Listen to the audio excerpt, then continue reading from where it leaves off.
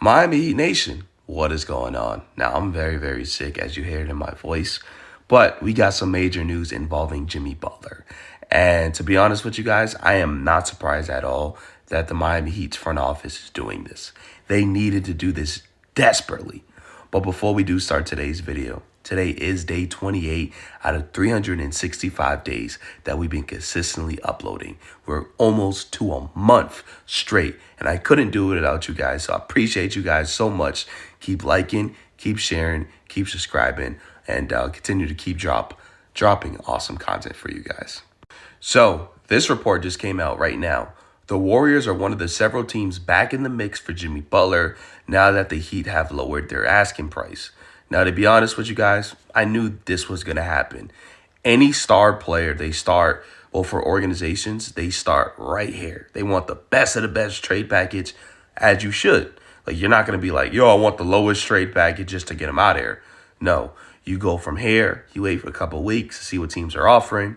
You don't like it, you go a little bit down, down. And then when the trade deadline hits, you're at the rock bottom if you eventually don't trade them. And that's what's going to happen to the Miami Heat. So now the teams that backed out of it are now back in it because they're like, okay, the trade package is a little bit lower. I can offer a little bit less.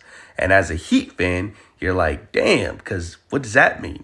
Like, what does that mean? We get less picks? Does that mean we get worse players? You know what I mean? So this is very, very interesting, but it is what it is. After you suspend Jimmy Butler indefinitely, you definitely now got to get him off the roster for sure. So this is the new update, and that's what happens when the trade deadline is approaching and Jimmy Butler's still on the roster. Now, the Warriors trade package was always the best to me anyways, but I just don't see them offering a Jonathan Kuminga, a Pods, a Moses Moody, and Andrew Wiggins. I just don't see that happening. Maybe possibly one of them, but not all, like 2 or 3. And then also with Bradley Beal declining to waive his no-trade clause to join the Bulls, the Suns' pursuit of Jimmy Butler hits a potentially impossible roadblock. The Heat will likely pivot elsewhere for Butler trade package soon if the Suns can't find a team that Beal will sign off on. Now, this is the problem. When I heard the Bulls yesterday, I was like, okay, that's cool. But then again, I knew Bradley Beal was not going to accept that. Why would Bradley Beal want to go to one of the worst teams in the Eastern Conference? And they're not even bad, but they're not a playoff team. It just doesn't make much sense for him, right? And that's why he got this no trade clause. Like, he knows he could accept whatever he wants to do. He can control this whole Jimmy Butler trade. And it looks like more and more every day that Jimmy Butler is not going to the Suns. And that's why I'm glad that the Heat lowered their trade packages, because now we get other teams back in the mix of a trade, right? The Golden State Warriors. Probably the Memphis Grizzlies are going to get back in this. Probably the Milwaukee Bucks. When you lower a trade, you're going to go from 5 teams to now like 10 teams. You know what I mean? So we'll see what happens with this, but I don't see Jimmy Butler going to the Suns.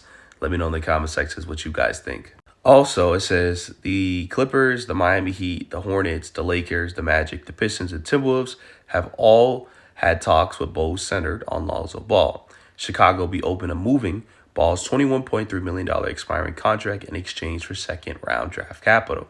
Now, to be honest with you guys, I would take Lonzo Ball really, really quick, especially that he's on the expiring. The Miami Heat desperately need a point guard, and Lonzo Ball can bring that to the Miami Heat. If he doesn't play good, he gets injured often, you let him go during the offseason. That's fine. But I would literally do this, and it sucks because the Bulls probably can't be part of this trade no more because Bradley Beal doesn't want to be traded over there. But if somehow, some way, Lonzo Ball was a part of this Jimmy Butler trade package to the Miami Heat, I would love it. I mean, you see how bad Terry Rozier is struggling. So you get a playmaker and Lonzo Ball. You get a better defender than Terry Rozier. You probably get a better scorer than Terry Rozier. You get an upgrade right away. We already lack that point guard position. So I would love to bring in Lonzo Ball. Let me know what you guys think. I mean, just his most recent game, the dude had 18 points, 6 for 10, 4 rebounds. Well, that's probably 4 assists because I cropped it out. But yeah, guys, like, he's in and out the lineup, but I swear he's better than Terry Rozier. I believe it. His last 10 games, shooting about like 38% from the three-point line, averaging like 2 steals. Telling you guys, Lonzo Ball to the Miami Heat would make perfect sense. And then some other news. This is just kind of minor. The Hornets are open to helping facilitate Jimmy Butler trade. Charlotte's willing to take on contracts for future draft capital. Charlotte can loom large for the Bucks and are trying to find a team opening to take on Pat Connaughton's contract. So we did get a lot of news this morning. Let me know what you guys think. Keep liking, keep sharing, keep subscribing. I appreciate y'all. I love y'all, and I'm out.